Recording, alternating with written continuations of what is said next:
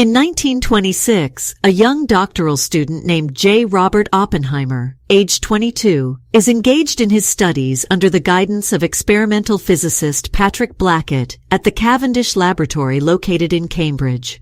Oppenheimer grapples with feelings of homesickness and anxiety, which affect his ability to carry out the required laboratory tasks.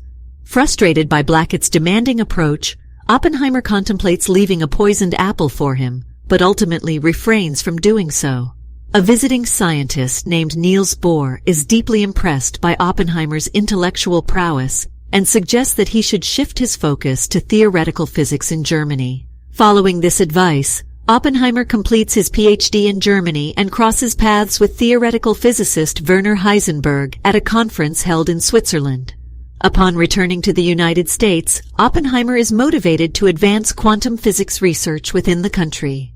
He embarks on teaching roles at the University of California, Berkeley, as well as the California Institute of Technology.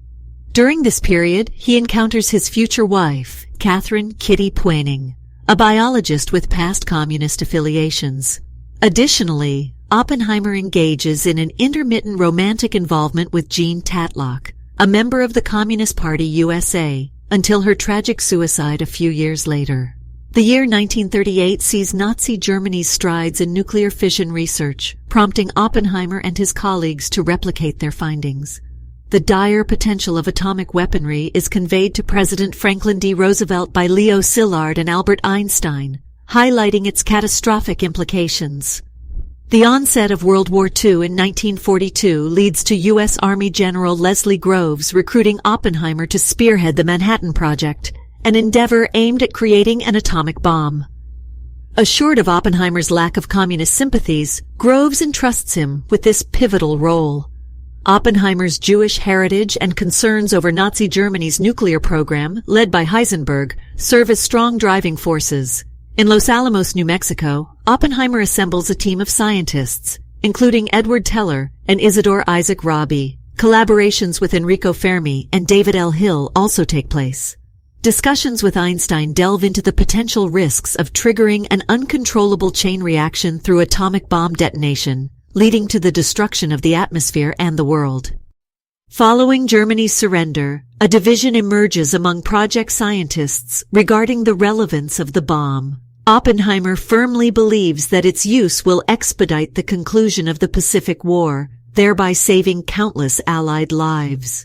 The successful Trinity test paves the way for President Harry S. Truman's decision to authorize the bombings of Hiroshima and Nagasaki, culminating in Japan's surrender.